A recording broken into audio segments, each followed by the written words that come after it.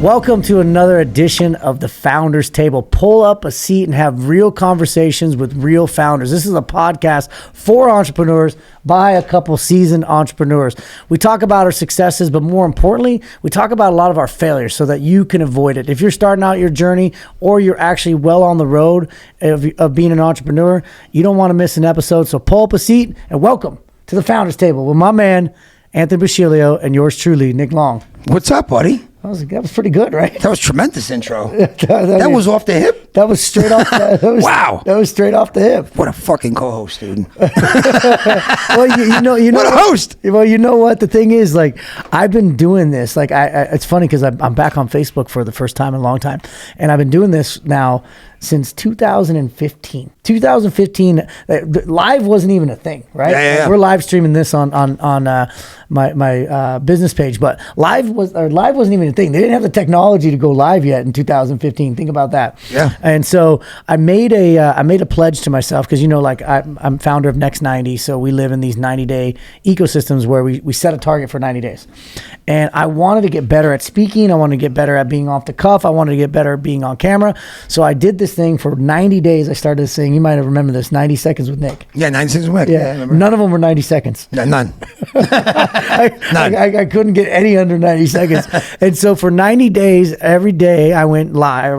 I recorded a video and I did these things. And so, you know, when you stack up all those reps, right, you didn't get those muscles like by just doing one. Even with this, bro, I first started shooting landing page videos back in like 2010 when ClickFunnels just started coming out. Dude, that was terrible, dude. I just to shoot like a 60-second landing page video, I'd have to do like 30 takes. Oh yeah. And I think the big thing when I finally crossed over and figured it out was I kept trying not to be me. I kept trying to just be like this very professional looking stiff. Hello, welcome to my landing page. Because like you're in front of the camera, so you have to be like very, you know, political and very tucked the right way. Yeah. And when I finally just started being me and be authentic with it, I started getting comfortable with it. But it still took me years to like be able to just go and roll without a script, without having notes and looking in the thing and monitoring the background, reading, you know. So it takes a while. It's reps. It's reps. Same thing with the gym, with everything. Yeah. Yeah, sure. And I think you hit on something there. It's authenticity too. Yeah. Like the more you're authentically you, the more things work. Like when I try to be, you know, Mr. Private Equity guy and something that I'm not, like it never works out. So I wanted to talk about something today, kind of going down that same road of authenticity, reps, you know, time, energy, etc., and talk about relationship equity. You invented that word. I think so. Yeah. You know, I hear other people using it, by the way. Fuck. There's. I think that one came from you, the equity. I think so. Yeah, I really. Your first time. Now I hear people talking about it all the time. Well, you know, I mean, I share a lot. I go. He makes up all kinds of shit. He invents his own words. I do invent my own words.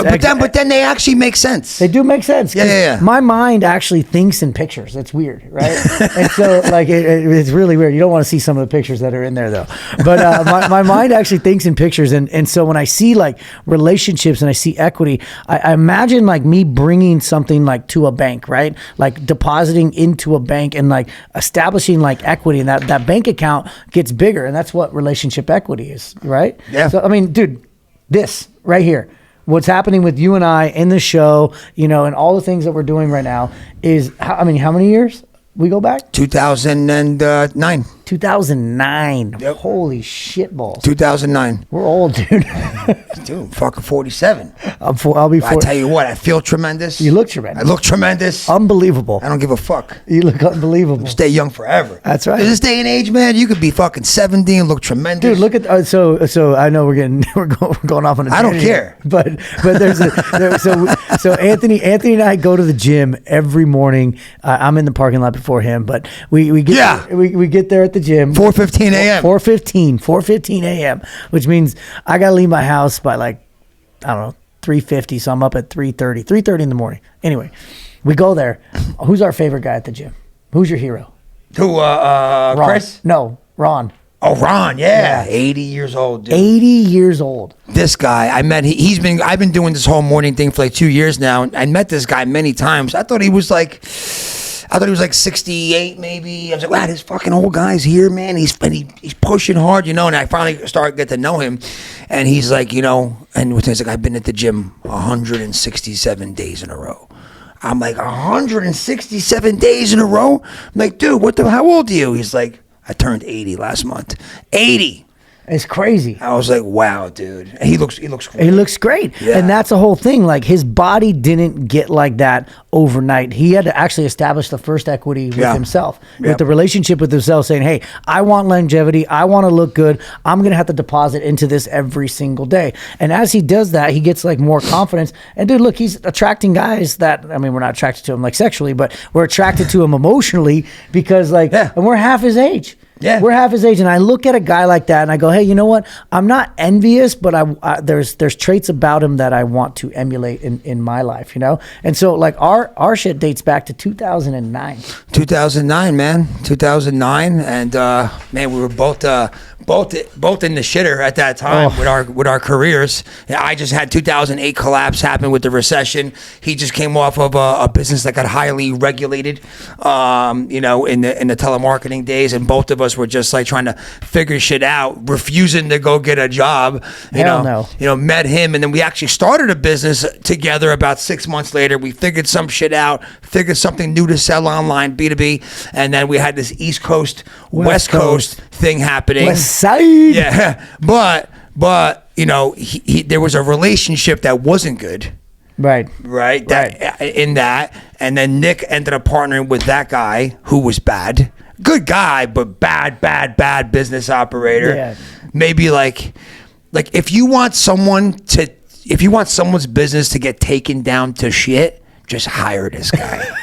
Guarantee you the business will collapse within 6 months, folded out of business, bankrupt, owed debt, everything. Like the worst. But that so let's look at that, right? So there's relationship equity, and while that might sound positive, like there's also the inverse side of equity, right? Because like you can have negative equity, right? You could be insolvent in your business, you can be upside down in your home, you could be overdrawn in your bank account, and so that's how relationship equity works as well. So when people come and they're trying to take more from a relationship than they're contributing, they end up in a deficit, and eventually like that relationship gets closed. That's a great point. Which you and I never ended up in a deficit. Like we always were trying to figure it out, rally around each other. Like, you know, I never wanted to jump in your pocket. You never wanted to jump in my pocket. What I wanted to fill up both of our pockets. Right? Yeah, 100%. And so because that, we went into the next, you know, evolution of our relationship with a positive compounding balance. That particular gentleman that you're talking about ended up in both a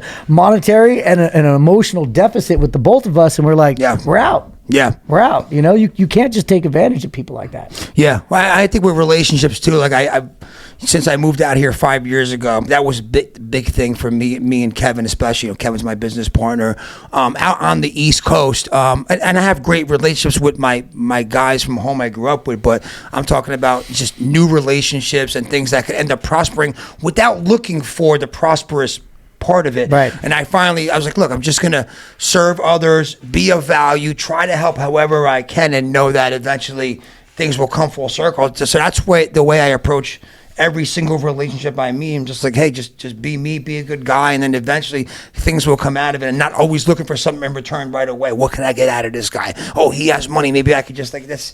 You know, just like you got to just be authentic, be you.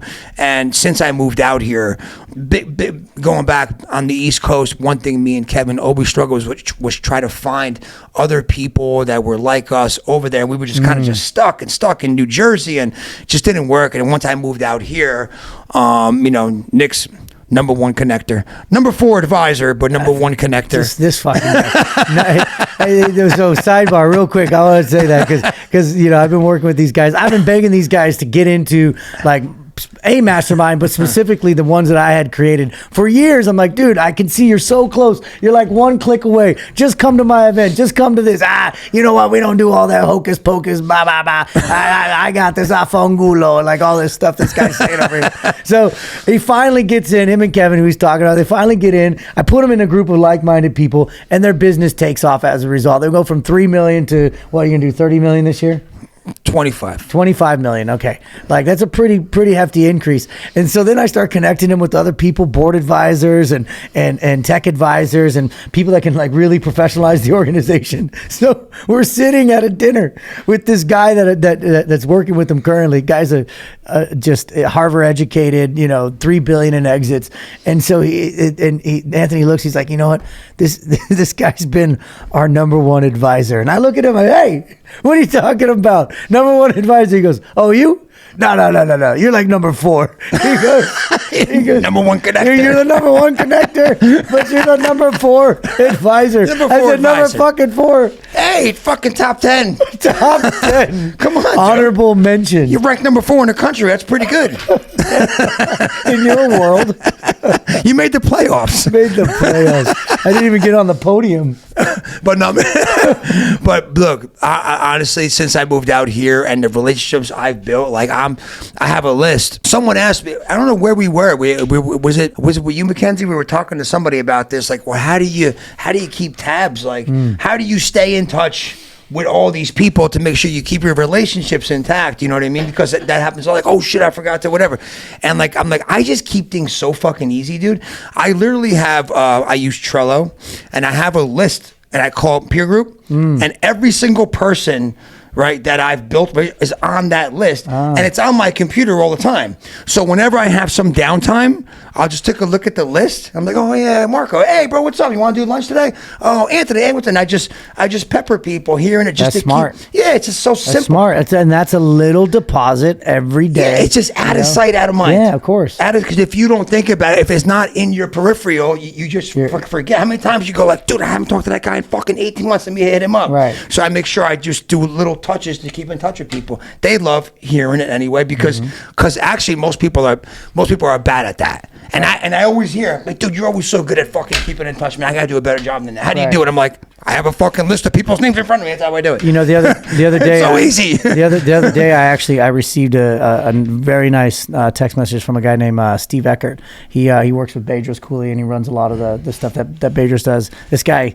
like is just built an incredible life. You got to go check him out. But anyway, he said, hey, from a man who probably is constantly checking on other men, I wanted you to be checked in by another man. And I just want to see how you're doing. I want to let you know I see your light. I see your love. I see what you're doing. And it's not lost on me. And I was like, dude, I was like, man, yeah, that felt so good. And actually, it was a great little like holding up of the mirror to say like, Nick, you got to keep doing this because even if you're shouting what seems like into an empty well, you're depositing. That well might just be very deep because nobody's depositing into it. And so I just constantly, like you, every day, like I pick a couple people, like, and I just say, hey, how's it going? Like, dude, the craziest thing was to get one back from Kevin. Like, yeah, that was a good one. Yeah. I was shocked. Shit, I thought the guy was like had Asperger's or some shit, Like, give me a great one. It was like, genuine too. Yeah.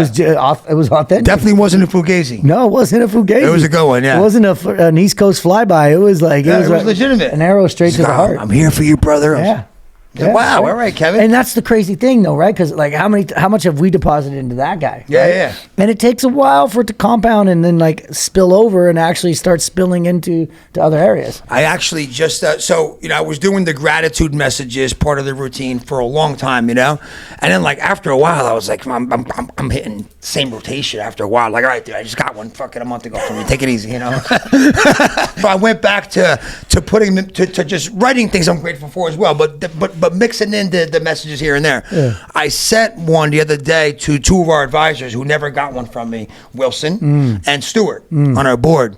And when you send it to somebody that you never sent before, I have to make a little intro just so they don't think it's like just if they never heard one. Like these guys aren't part of Warrior. They never heard of these concepts. Right. So I go, hey, what? So I do one of these. Hey, oh yeah, what's up, Stu? How you doing? I'm like, look, I'm sending you a little gratitude message. It's something that I do, to people, and I make a little preface to it first. You know what I mean? So I'm not trying to take you on a date. Yeah. So I just want to let you know, I'm grateful for you guiding us and being there for us and working with us, and with your wisdom, we've been able to, quickly, blah blah blah, whatever, man. I appreciate you. Looking for our next call.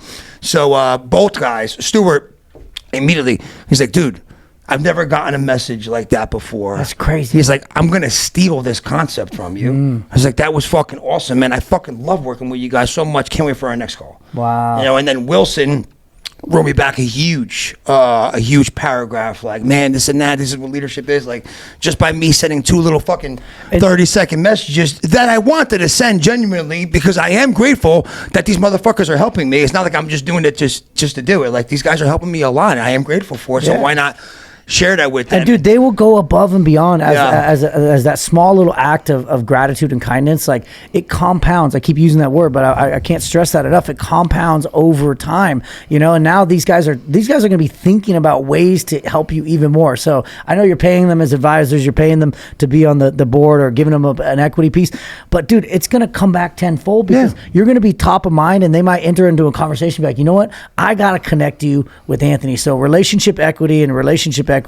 they're almost magnetic in nature, where they're like, I want to smash you in between this because you're a good dude. You know? I mean, it's just like when I think about, you know, my life and my career, if I didn't have relationship equity, I'm done.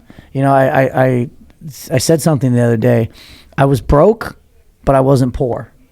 I was broke, but I wasn't poor. What does that mean? I was broke. Like, I had no money. I had no money. I got fleeced. Everything got taken away. I went from top of the heat, multiple 8-figure net worth, to negative millions, like with a wife and 2 kids. And so I was broke to the degree that you would not believe, but I wasn't poor. Why wasn't I poor? Because I had my Rolodex. I had my skill set, my mindset. I had relationship equity in guys like you and Chris McNally, some of the other people that are, you know, sit at the founders table with us.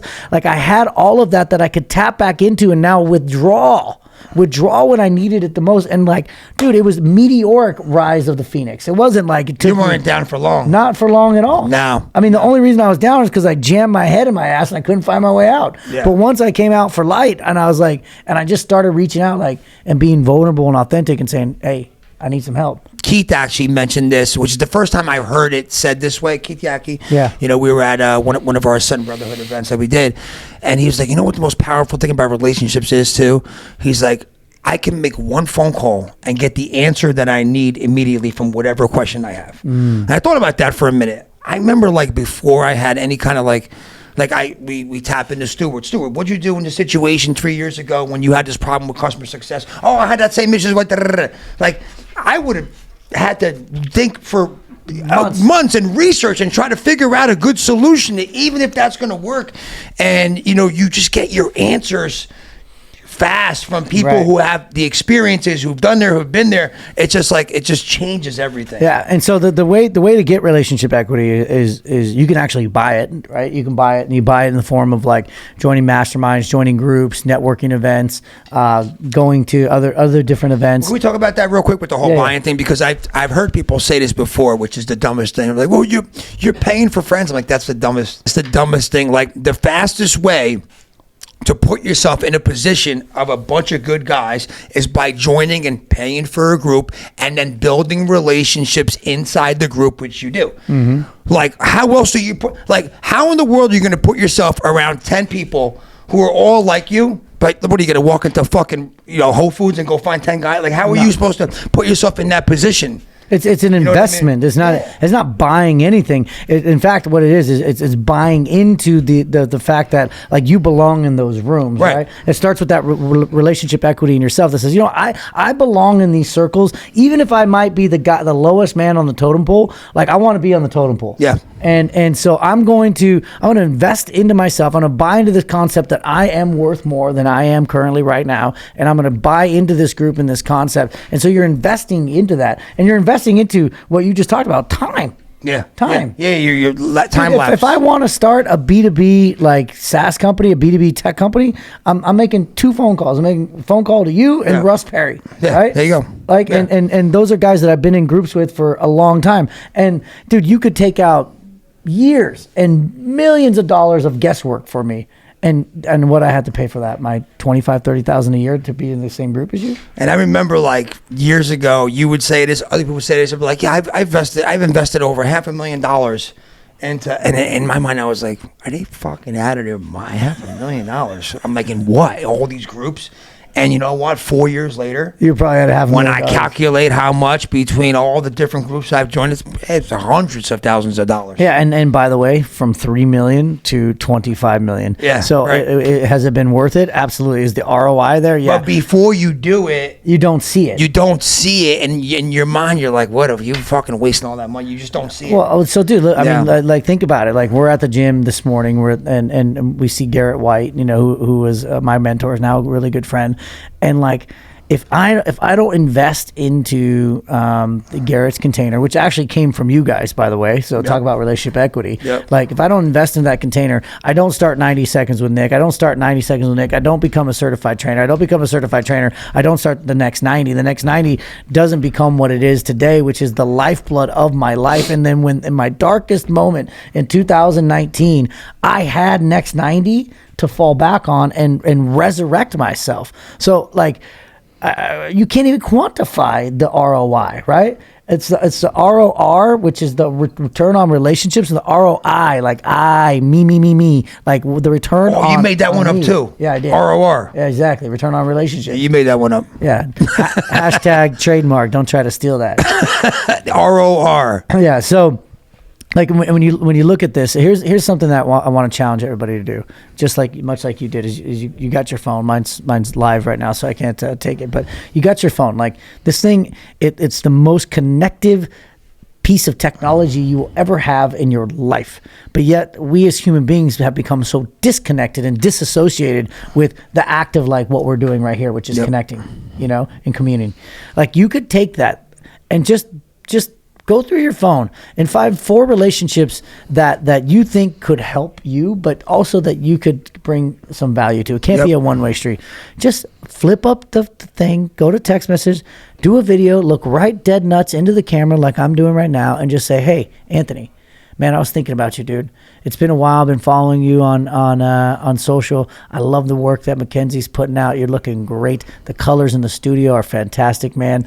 You know, like your fucking face looks chiseled. You look chiseled. You look great. You know, tattoos are a little bit questionable, but other than that, like you look phenomenal. And I've been thinking about you, and it's been calling to me that there's something for you and I to do. I don't know what it is. But I want to provide value for you, and I want to let you know what I'm up to. So let me know if we can get on a call this week. Only a psychopath is going to say no to that call. Yeah. Right? Only a narcissistic asshole is going to be like, that was weird. They're going to be like, dude, that was so cool, man. Yes, absolutely. And you're already going into that call like with an expectation of giving. Yeah. So you don't even have to say a call to do something together. Just like, hey, dude, I just want to know what you've been up to, man. I miss you. Yeah. Let's get on a call. And then just genuinely ask, like, but you got to be like, actually care about what they're doing and ask them what they're doing. Eventually shit will just come out of it. Yeah. I mean, so what was crazy is that Brian Perry, who's in the room right now, like we're banking on this really big deal coming through for the M&A side of the business that we do. You know, for those of you who don't know, we basically help businesses become predictable, profitable, scalable, transferable, and sellable. And really, what we want is like our start line is the end line for most businesses, meaning they get acquired. And so we spent a lot of time doing M&A and investment banking.